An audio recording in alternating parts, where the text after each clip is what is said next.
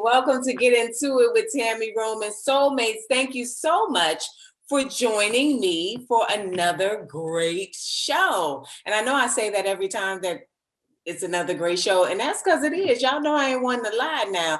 And I've got a very special guest lined up for you. Reality star Mimi Faust is in the building. And later in the show, I'm going to answer your personal questions in my Ask Tammy segment. In case you forgot, that's where you give me your questions about your love life, your work drama, your sister Nim, your auntie Nim, your cousin, whatever the situation is, and I'll do my best to give you the advice that you need. So stay tuned for tonight's Ask Tammy question. Plus, I've got the Power Minute coming up with some words to lift your spirits. But first, it's time for my unpopular opinion. All right, soulmates. Now, I know that y'all have heard this tea, but it's time for me to put my 2 cents in, because you know how I do. I'm going to give you my opinion, whether you ask for it or not. Now, Naomi Osaka told the people, I need a break, literally. And what did they do? What did they do? They tried to demean her character for simply doing what she felt was best for her and her mental health. So here's a little quick backstory. Naomi is withdrawing from the French Open after she refused to speak to the media after winning the Grand Slam. Now, Naomi has been very open about her battle with depression since she first won the Grand Slam in 2018. Last week, she announced that she would not be doing any interviews after an upcoming match. And if she received any fines, she would hope that the money would be donated to a charity or a nonprofit that supports mental health. Well, baby, the people at the French Open, they fined her, okay? They went on ahead and fined her. And then y'all, Naomi said, oh, okay, well, y'all want to fine me when I'm telling you that I'm taking a mental health break, which everybody in the world, even in corporate America, if you say I need a mental health day, you get the day off and ain't no fines involved. So she said, you want to fine me? Then how about I not come at all? Period. Okay. So Naomi addressed the situation on social media, and I quote, anyone that knows me knows I'm introverted, and anyone that has seen me at the tournaments will notice that I'm often wearing headphones, as this helps dull my social anxiety. Although the tennis press has always been very kind to me, and I want to apologize, especially to all the cool journalists who I may have hurt. I am not a natural public speaker and get huge waves of anxiety before I speak to the world's media. That's deep, y'all. Let me tell you why that's deep. Some people don't even realize that they're empaths. And if you don't know what that is, those are people who suffer from social anxiety because they absorb the energy of everyone around them. And it becomes so heavy on them that they fall into deep states of depression. This is a real thing. And I feel that they violated Naomi by not acknowledging that she was being transparent. She was being open. She was being vulnerable in letting us into what she's dealing with and what she's suffering from. And because of it just not having human decency, okay, they wanted to fine her. And I stand with her when she says, well, then I can't come at all. If you're going to fine me, then let me take the whole fine. Now, you guys, what did we learn from Miss Osaka? Say it with me as I say this. There is power in saying no. There is power in a closed door. Soulmates, let me tell you right now, don't let anybody talk you into doing anything that you don't want to do, especially when you're talking about your mental health, because this is real, people. Mental health is wealth too, and it should be a priority for us all. But I want to go one step further, because I think this is the most tea that tennis has ever had.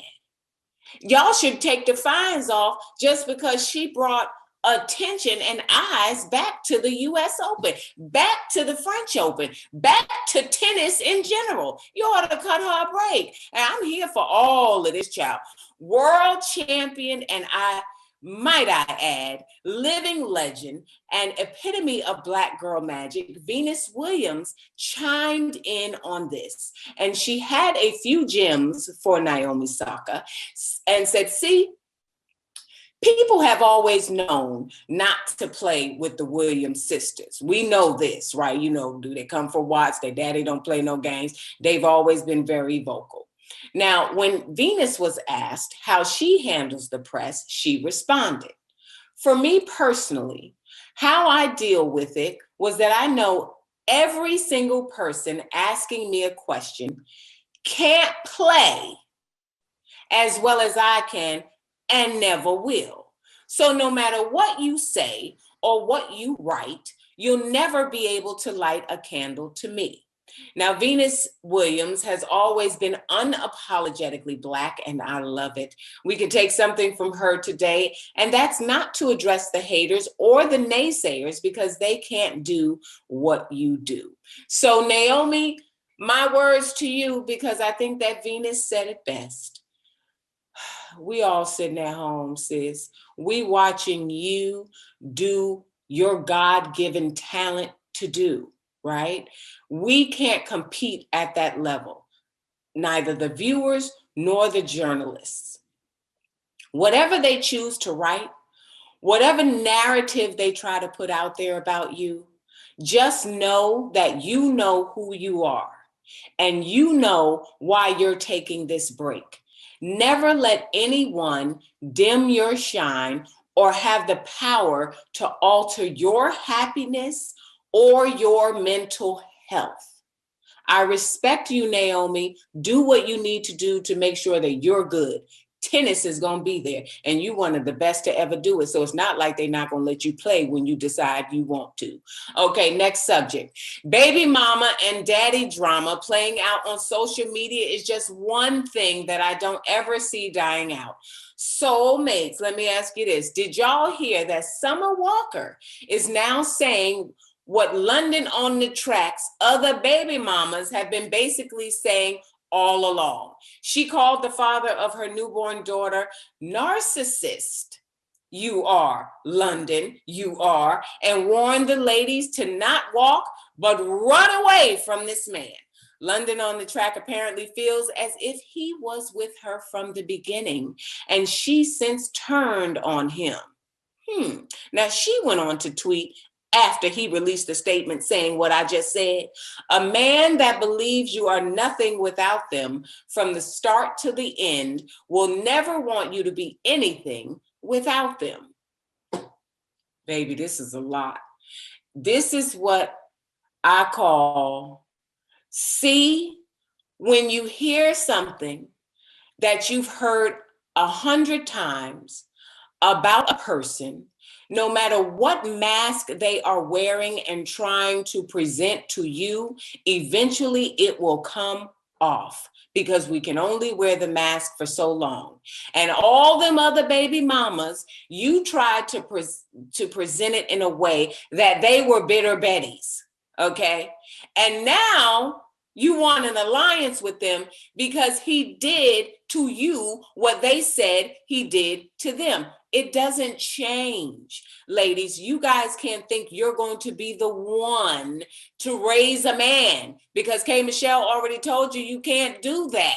That is left for his mama. And if he does not have certain qualities, if he does not have certain moral foundation and convictions, then he has nothing to stand on, which eventually is going to trickle down to you and you're going to be affected. Okay, so Summer, you're getting exactly what you should be getting because they tried to warn you and now here you are wanting to warn us. But you did have a good comment for the ladies out there. When someone helps you in the beginning, Hopefully, when you help a person, you're doing it from a place of love and genuineness. You're not doing it to receive kudos or accolades, okay? You're doing it from your heart. So that in the event, we would all like to hope that if you've helped someone, that they recognize that you helped them, but they will not be beholden to you because you helped them. You did it from your heart and you're able to go on down the highway. And hopefully those people will acknowledge that they will be come on, Tammy, find your word. That they acknowledge that you helped them, but they don't have to every time they turn around, say, well, so-and-so did this for me. So-and-so did that for me. I wouldn't be here without this. They don't have to do that every time they open their mouth. You know what I'm saying, London? And that's seems like what you want her to do. Now, she has been very vocal that you were the person behind her music, behind her hits. She don't have to do that every time. And if you did it from your heart and not to receive accolades or from public consumption, okay, and perception, then you wouldn't even be saying this out your mouth. I feel like it's like the old folks say, the grass ain't always greener on the other side. Now, Summer, baby, I want you right now in this moment to protect your peace and do what's best for you and yours. I know the next album is going to be banging, but in terms of aligning yourself with the other baby mamas and saying, yep, they was right and he did me exactly the same way, stall all that out because you look crazy. From that standpoint. Okay, now you want to jump on their side. We ain't trying to hear from you. Okay, last topic. Let me turn my can around because we ain't paying Coke. Am I the only person that's in the bed looking at posts thinking, what is wrong with folks? Okay, now check this out. Say that your baby shower is next weekend. You got that? And of course, you want to be surrounded by your family and your friends. But your boyfriend or your baby daddy tells you that if your best friend is invited, he ain't coming because of a petty argument that they had a year ago. And he gives you an ultimatum, forcing you to choose between someone that you, of course, are hoping to do the rest of your life with, or your homegirl of 15 years. I read this on the Black Woman Uncensored group on Facebook, and there was a discussion about this very topic. Now, soulmates, I want to ask you, what would you do? Okay. Some of the women said that the best friend should understand and just fall back, while other women said that you should never choose a man, baby or not, that you have only known for 1 year over a 15-year friendship. Other women went so far as to say that the man is toxic and controlling and the mom-to-be should take the baby and run. Drop down in the comments and let me know what y'all think, because I personally agree with the last group of women. How in the world do you have the audacity as a grown man to try to control my friendships and the people that I have at a monumental event for me? If anything, the best friend should not understand. The boyfriend, baby daddy should understand. I want both people there. You're holding on to an argument that happened a year ago and admittingly so said it was petty. So now I got to say, you, sir, need to grow TF up, okay? Well, I want everybody at the baby shower. We're going to live in love and we're going to welcome this baby into this world in a peaceful place and environment. And if he loves you, he should understand that that's what you want, because this is your day. Baby showers for mamas. It's not his day, and he should make sure that everybody you want to be there is there, present and available, filled with love in their hearts. Now, when we return, we'll be chatting with my girl. Loved her on Love and Hip Hop. I follow her on the gram, and just everything about her. She's just so fly. Mimi Faust is in the building, and I'm excited to talk to her. Definitely going to be chatting it up right after this. Welcome back to Get Into It with Tammy Roman. Now, you may know my next guest as one of the OGs of reality TV on the popular franchise Love and Hip Hop, her high-profile relationships, and being an entrepreneur, mother, and you might seen her in some of your favorite music videos. But you didn't know that. Please welcome the beautiful and down-to-earth Mimi Faust. Hi. Hi, beautiful. How are you? I'm fantastic. How are you? I'm doing well. I mean, I can't complain. Nobody would care anyway, but you know, we move on. We move on. Listen, I am such a fan of yours. I follow you on Instagram, but I do have to tell you a little story. Okay. Nene got married and I ended up being invited to her wedding, and my daughter and I came. And somehow or another, we were walking down the hall at the same time. And my daughter was like, oh my God, there's Mimi. And so I turned around and I went, hey, you know, and girl, you said, hi. I said, well, all right, Mimi. Okay, then. Clearly didn't have my glasses or contacts in. You were like, hi. I said, okay, child, Mimi, go on then. You know? Never am I that girl. Oh my God. Okay, so that's good to know, because I was like, she's always so nice on Instagram. I was like, she just snubbed. Did Mimi just snub me? Never. Listen, let me ask you this, because I do follow you on Instagram and I see you with your beautiful baby all the time.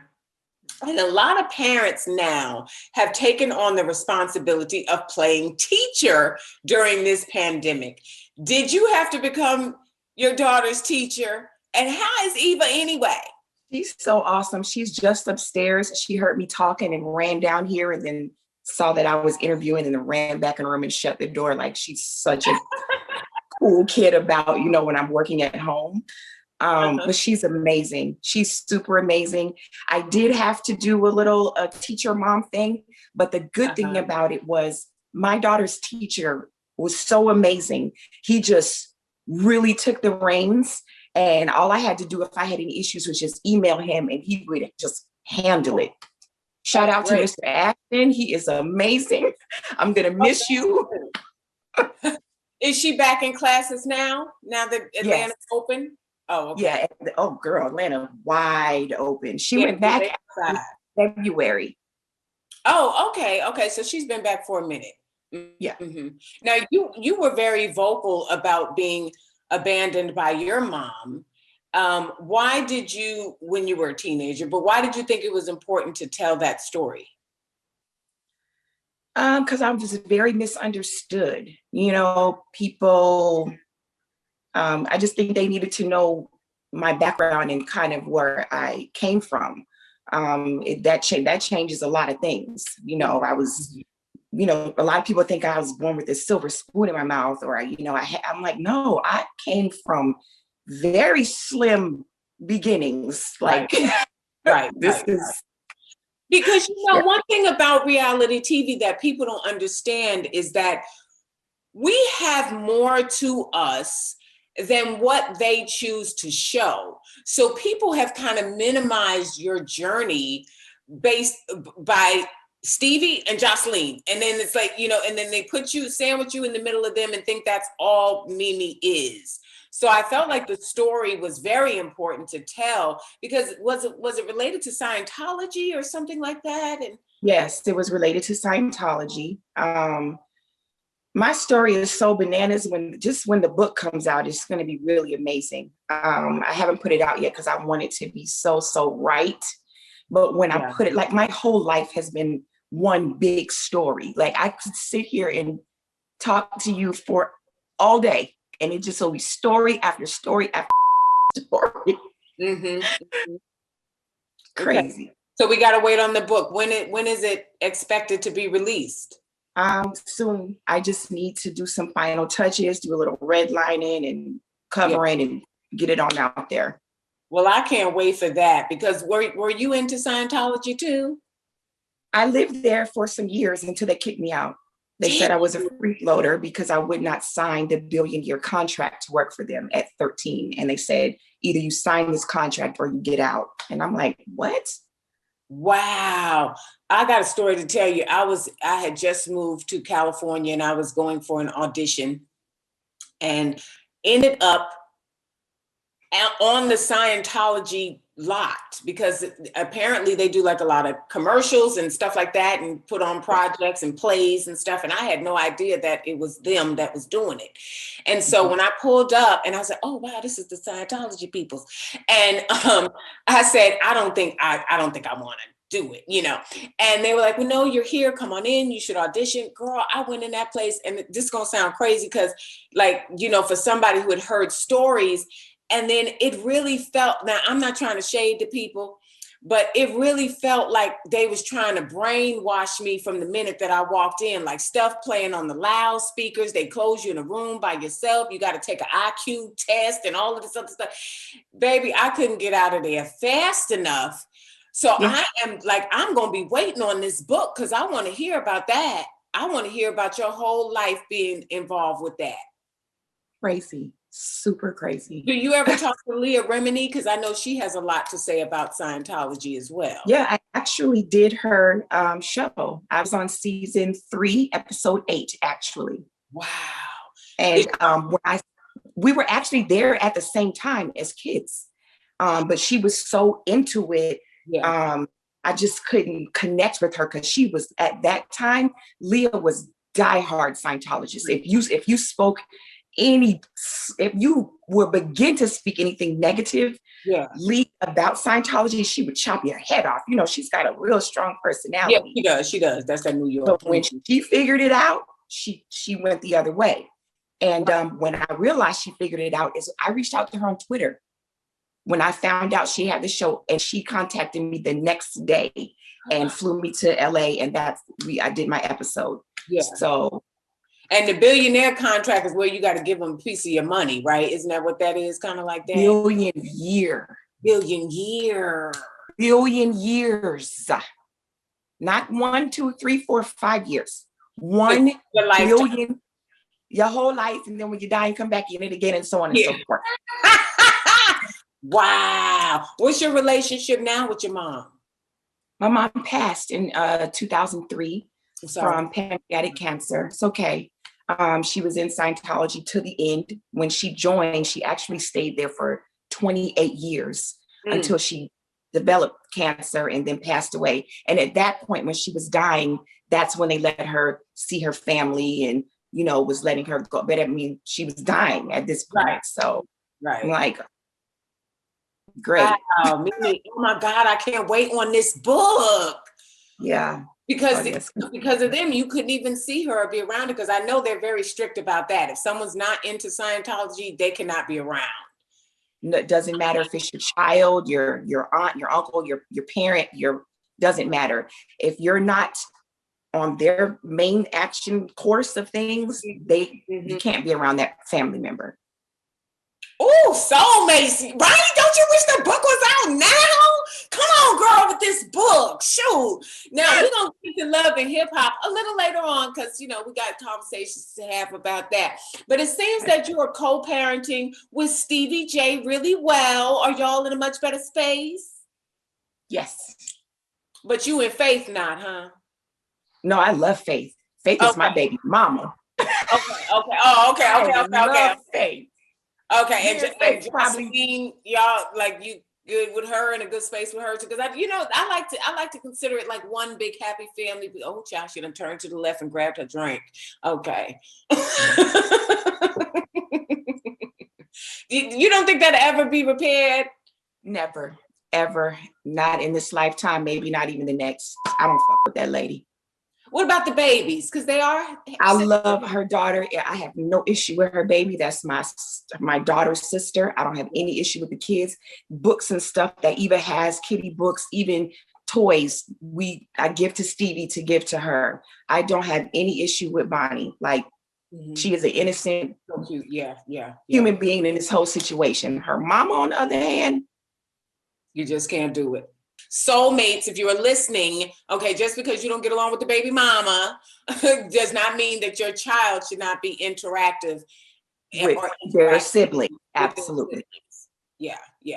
So you used to do music videos. Tell me about that. Well, for some reason, I've always been around people in the music industry. I just don't know how that happened. It just happened. And I had friends that worked at Def Jam and these different record companies, and they would just call me like, yo, we need a Black girl for this video, or come down here, yo, we need, just come down. I never auditioned for the videos. I just would have someone from the label call me up and be like, come on down for the video. And I come down and shoot the video. Get paid. Go on that to the maid service. Well, okay, because the videoing was just like here and there. Like that wasn't like my career or my end all be all, but cleaning was something that I loved to do. Like I love to clean. It makes me feel good. It makes me feel good to bring, to see, have a chaotic space and make it neat and clean. That is something I enjoyed. So that's how I transitioned. You bet. Now I'm neat, like you walk in I have a little attention OCD, so everything has a place and everything's neat and organized and clean. But me doing that at somebody else's space, I'd be like, I ain't got time for that. So you really love cleaning. I do. I love it. It's therapeutic. It is very therapeutic. Mm-hmm. That's why when, I was getting, you a maid. I'm like, it's so much deeper than you calling me a maid and you trying to embarrass me. Like I enjoy what I do. Do you still have that business? I know that you have other businesses that you've transitioned into. Did you totally let that go and focus on the new ones? No, this is still my baby. She's still around.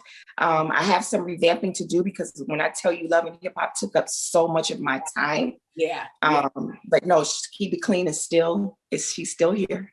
I love y'all hear the name Soulmates, Keep It Clean. So if you're down in ATL and you need housekeeping services, make sure that you look up Mimi. Now, you being on Love and Hip Hop, did that come by way of Stevie J, or how did you first hear about the show? Love and Hip Hop came by way of Hannah Kang, who at the time was T.I.'s general manager. And my friend. And so Hannah just one day sent me a text message and she was like, you and Stevie should try out for this, show. They're casting for Love and Hip Hop Atlanta, and you guys should go out. Mind you, this is a funny story. I got to tell you the story, okay? I must speed it up because I know we got a little bit of time. So I'm like, okay. So I hit Stevie. I'm like, yo, Stevie, we should. Hannah just hit me. She said they're filming Love and Hip Hop, Atlanta. Mind you, Love and Hip Hop New York had only been out for one season at this point. Yeah. And I loved Jim and Chrissy. Loved it. Loved what they were doing. I'm like, he went off on me, Tammy. Really? He cussed me out. He called me everything but a child of God. Okay, I was like, oh my God, put the gun away. Why are you so hostile? Yeah. So we hang up. Mind you, this was Monday. The audition was Wednesday afternoon. So got like a day and a half before the audition. I didn't talk to him again. And I said, you know what? I'm just going to go down there, just see what they're talking about. Just, you know what I'm saying? Yeah. I go down there, walk in there. Half of Atlanta is in the lobby. Okay. That's how many people are half of Atlanta is in the lobby. And who do I see sitting there, legs crossed?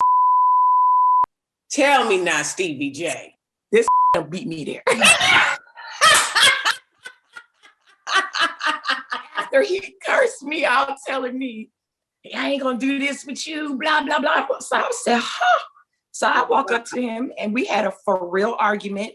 It was under the breath because there was a lot of people around, but it was a whole lot of this and a whole lot of neck rolling and finger pointing. And of course I was standing up, he was sitting down. So it looked like a problem, you know what I'm saying? Yeah. Somebody saw us and was like, follow me. Yeah. I mean, this was a for real situation we was having in the lobby of this hotel because I was livid with this man. Wow. They take us upstairs to this room and there's all these executives in there with this table and there's two chairs. And they were like, sit us down. They're like, so tell us about yourselves. Stevie immediately turns into a saint. Mm. He starts talking about the planets and the stars aligning and the universe. And I'm like, what? Like, you really about to do this? You just got finished calling. Yeah, yeah. And you about to do this in front of these people. And I couldn't control it. My leg is shaking. I'm gritting my teeth. I'm like, my nostrils is, I probably had smoke coming out of my nose. That's how pissed off I was. And I just couldn't take it anymore because he's just going on and on about, nobody knows what he's talking about. Not even me.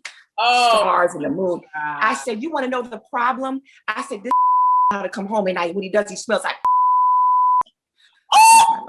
And then they were cast. Soulmates, stay right where you are. We'll be right back with Mimi Faust. Welcome back to Get Into It. I'm here, of course, with one of our favorite reality stars, Mimi Faust. You guys missed it. She told us how they got on Love and Hip Hop, and it was solely because of her now, because Stevie was acting like he was somebody else, and she had to come with the real. So that is how Stevie J, Jocelyn, and everybody else was born into stardom. Clap it up for Mimi Faust, people. There it is. Now, we've seen you live your life out loud and unapologetically, even shocking the world when they found out that you were bisexual. Now, why do you think there's so much stigma around people being gay, trans, or bisexual? I just think people are, stuck on labels. I wouldn't even call myself bisexual. I just like what I like. I'm attracted to what I'm attracted to. I don't even know. I don't label myself a bisexual. No. Yeah. This is what I'm doing right now. Okay. So it's kind of like what you feel in the moment. Yes. Because I was shocked because I had met Ty at this charity function in Delaware, like many, many years before. And I was like, she's so nice. I had never met any of I'd gone to like a couple of Sparks games, some stuff like that, but I had never like met any of them up close and personal. And she was so nice. And then literally maybe 3 or 4 months later, you guys, came out with your relationship. And I was like, oh my God, this is so cute. They're both cute, because and I hate to say that and I don't want to rub nobody the wrong way, but it's like it's like a cute one and then that other not so cute one. Yeah. But y'all was both cute. And I was like, oh, I kind of like this one, the way this is playing out. And so let me ask you this. What are your thoughts on people who think that you should pick between either a man or a woman, or, that bisexual people can't, make a decision because they're so greedy? Do you agree with that thought process? I don't care. I don't care what these people think. These people don't pay my mortgage. They're not putting my child through private school. I don't care. Well, I'm going to tell you, I was disappointed because y'all let us in when y'all were together. But y'all didn't tell us that you had broken up. And so I was like, well, what's going on here? And I had seen a lot of the solo pictures, you model and you do a lot of influencer work. But then I was like, well, where the hell is Ty? Don't be quiet now, Mimi. Okay. Yeah, I need to know what had happened. Okay. Let's get into it. I think the turning point for me was the engagement. That's not what I wanted. I had expressed this to Ty, but Ty is a natural born athlete. She's a natural born winner. She's just used to getting what she wants. And so that is what she wanted. And she pressed forward with what she wanted, regardless of anybody else and how they felt about it. You didn't want to be engaged? I didn't want to be married. No. Really? No. And that was enough crazy to me because you had to break up? Well, with me saying that opened up a whole humongous can of worms, not only for our relationship, but for myself. I started therapy. Let me go back just a little bit. from me being in the Scientology, even before that, I was like, when I left there, when I was on my own at 13, I had to live with a whole bunch of different people, different households, different this, different that. And I kind of lost my voice. And I just would go along with whatever was going on. I wouldn't speak up for myself because I was afraid if I spoke up, I might get kicked out. If I spoke up, I'm going to lose the situation. So my voice got really muffled and lost, and that just stuck with me into my adult life. And I'm not faulting her 100% at all. I have to take responsibility for this as well, because had I spoken up prior to this more, we probably wouldn't have been in that situation, but I didn't. I just kept quiet. Our past traumas kind of dictate our new experiences, right? And that's how we deal with stuff. So the trauma of the Scientology, and like you said, not having a voice, and those things dictated the moment with you and Ty. But she was really coming from a place of love. Like I could feel that she really genuinely loved you and wanted to spend the rest of her life with you. So that's why I'm saying there wasn't a moment where you guys could have had the conversation and still move on. It was more than a conversation.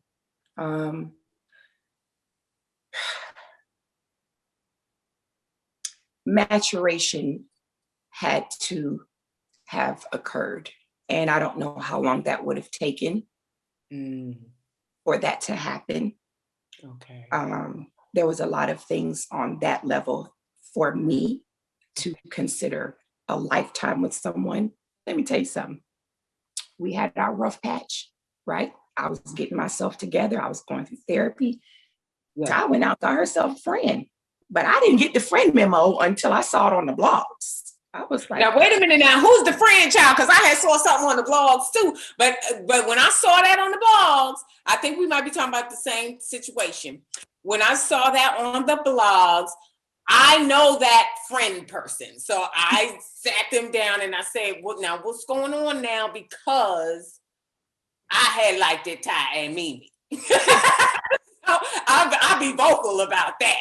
And so she was like, no, that they took that and ran with that. We're not anything. So, you know. They were friends. Right. She TikToking with friends and she got friends, right? Okay. We got friends. I didn't get the friend memo until way after the fact. I'm like, oh, we can have friends. Oh, okay. Are you guys friends though? Is it amicable? Not at this moment. Will that not at this moment right now? It is not because of what she just did with this whole social media with your new boo, right? Which she's a friend, just like her friends are her friends. So what's the difference? And let's be clear, when her situation came out, photoed on the blogs, I took the high road. I congratulated them because I really didn't know what was going on. I'm like, I hope if Ty deserves happiness, blah blah blah. I took it there. For clarity, for the soulmates that's watching, y'all not gonna get back together. Life is funny. Well, I like that answer. Because it wasn't a no, okay? There was no weird ever in there. Life is strange. The people want to know what's going on with you and Ariane. Are y'all friends? I had lots of love for Ariane. I knew Ariane for 15 years. But when someone shows you who they are, you have to believe them. When they consistently, not just once or twice, but when they consistently show you who they are, you have to believe them. And I just kept, pushing it to the side, giving chances. No. She didn't really, and now I'm looking like the dumbass. Right. There's no love lost there. I love her, but to deal with. So what can we expect on the new season of Love and Hip Hop? I heard you guys are filming. What you bringing to us this season? Love and Hip Hop. choose my words wisely. This season is my fault because I wasn't willing to be truthful and I wasn't willing to be honest Oh, about my personal life. And that put me on the back burner. wow, that's very coded. I don't even, I'm sitting here like, now how can I get this tea and dissect this? Okay, so the way I heard they're filming this season is there's not a lot of interaction with other people. You guys are kind of in pods and handling your own stories. So it's almost like your own show within the season of the show in its entirety, right? Correct. So now we're going to dissect what you said. So you wasn't honest. Willing to be honest. Willing to be honest. And that caused a whole like dismantling or uproar in your pod. Correct. Now, who's in your pod? I can't say. Oh, damn. I thought I was just going to get you to just to blurt it on out there. Okay. All right, then switching gears, you've also been getting your acting on. You recently appeared in the Aretha Franklin Genius biopic with the hit show Star, right? Yes. How was that? Are you going to be doing some more acting? That is on my top list of things to do right now. And what would your dream role be? So my next project is a horror film, actually, and I play the bad guy, like the horrible, the most complete opposite person from me as anybody knows me. That's the role that I'm playing. So I'm gonna really have to dig in and go hard for this role. Ooh, I'm excited. Do you prefer scripted to reality now that you're doing that more? Yes, I do. Mm-hmm. I really do. Yeah, I totally agree. I get it. I get it. Mm-hmm. So the horror film, and then of course you're always on your grind with your businesses. Like you are, that entrepreneur thing, you've got it down. So what are some of the upcoming projects that you can tell us about? Oh, God. Okay, so I'm not going to go deep because I don't like speaking on anything until the contract is, the ink is dry on the contract. Mm-hmm. But I have something that I'm doing with my life coach, and it's called Peace is Priceless. Nice. And it's a show, and it's all about keeping your peace and different people and how they keep their peace and why their peace is priceless. And there's really not too many things out like that right now. Most of the stuff that's out right now is, it's reality TV. Yeah. So this is going to be on a whole different level. Aspirational and inspirational. I love it. Before we let you go, Mimi, we have something around here that we like to call Tammy's Fast Five, where I say 5 questions, you say the first thing that comes to your mind. You ready? Okay. What's your biggest regret in life? Sex tape. Mm-hmm. Girl, you was swinging from that goddamn shower rod. My dude was like, can you do that? I said, I am not Mimi. No, I can't. What is the proudest moment in your career? In my career? Oof. Pass, come back. Okay. Do you ever role play in the bedroom? Yes. What's a hidden talent that you have? Mm-hmm. Is that a talent? No, you know move. I'm double jointed in my shoulders. That's a damn mess. Okay, that's what that was. We're gonna go back to that when you're the question that you wanted us to put on pause. What's the proudest moment in your career? Maybe it hasn't happened yet. Maybe it's something that's probably it hasn't. Proud, it hasn't happened yet. Okay, I think that book is gonna be some good stuff. Last question. Are you a lipstick lesbian or a touch me not? Neither. Oh, she likes to give and receive. All right. for joining me. Now, you guys, you need to follow Mimi on all of her social media platforms. How can they do that? Okay, so my Instagram is Mimi Faust. My Facebook page, which I literally just got back because it was hacked for 3 years, is official Mimi Faust. My Snapchat is I am Mimi Faust. What else? You got Twitter? My Twitter, Mimi Faust. All right, you guys. Real simple. Very simple. Mimi Faust, you will be able to find her, and the blue check will let you know it's her, so y'all can stop talking to these fake folks. But y'all have heard it here first from Mimi. Thank you so much for joining me. She's got the book, she's got the horror movie, she's got the Peace TV show that she didn't want to really tell us about, but we know that that's what's coming. Okay, and Love and Hip Hop will be back, and she done told a lie in the pod, child. That's Mimi's world. Stick around, soulmates. You've got questions, and I've got answers. Ask Tammy is up next on Fox Soul. Welcome back to Get Into It. I'm Tammy Roman, and it's time for Ask Tammy.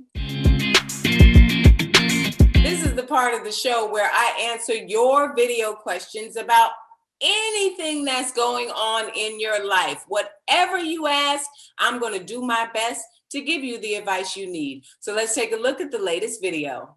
My name's Keita. I have a question. So I have a friend who has an adopted child. She want to know at what age should she tell her child that she's adopted? What are your thoughts on that? Hi, Keita. Thank you for sending in that question. Listen, Keita, I think as soon as that child is able to comprehend the full discussion about being put up for adoption and how your friend welcomed her into her home and decided to raise her as her very own child, that conversation needs to be had. I think when parents wait too long, especially in an adoptive parenting situation, it opens up a space where the child has come to love and trust you. And then 10 years, 20 years down the line, they find out that you've hidden something from them and have not been honest with them about their life. So I don't want your friend to be put in that position. The minute the child, or she feels that the child can fully comprehend what she's discussing with her, I think she should have the conversation, and equally letting her know to let the child know that she loves her. As far as she's concerned, she's the mommy. She's the mother. She's going to be there till the end of time, making sure that she guides her and helps her on this journey called life. And her real mom deciding to put her up for adoption is not reflective of anything that has to do with her.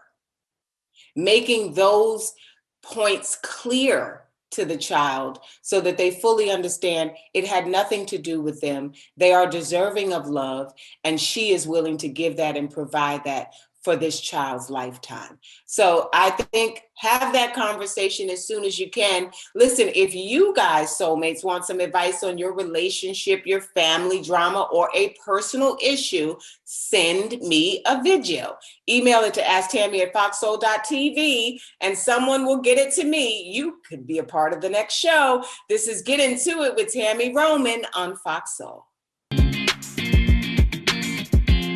If you want to be great, not good, not also grand, not second, not third. If you want to be great, the very best at what you do, obsession is a necessity. You are obsessed about it. And obsessed about it means you slept and you dreamed and you ate that. I will be the very best at what I do. I'm determined to be the very best at what I am. And nobody can tell me that I can't do it because I am obsessed. Well, I hope that Power Minute by C.T. Fletcher gave you the boost of energy that you needed today. You want to be the best, so you've got to invest. I may not be obsessed, but I'm definitely going to invest in the process of being the best at whatever it is I do. And you have to do the same. It's not enough to think about something. It's not enough to write your goals down. You've got to be invested to be the best. Thanks for joining me today, and special thanks to my guest, Mimi Faust, for stopping by. I appreciate you, my love, and what a great conversation that was. Who knew? Soulmates, you have a great evening. I'm going to see you later. Actually, I'm not. Let me tell y'all something. It's the end of our 8-week sneak peek run. I have had an amazing time with you guys, soulmates. I have enjoyed it immensely. You never know. I could be back. But for now, I've got to get on to my next job with the Miss Pat show over at BET Plus. Hopefully you guys will support me over there. And I thank you so much, Fox Soul and the Soulmates, for allowing me to be a part of your world for 8 weeks. Thank you to everyone involved, all the producers, all the tech people. I'm so glad you guys were able to tolerate me. I could be a handful, child. But you guys, soulmates, stay tuned for the Book of Sean is coming up next. This has been Get Into It with Tammy Roman, and we're out. Bye, Fox Soul.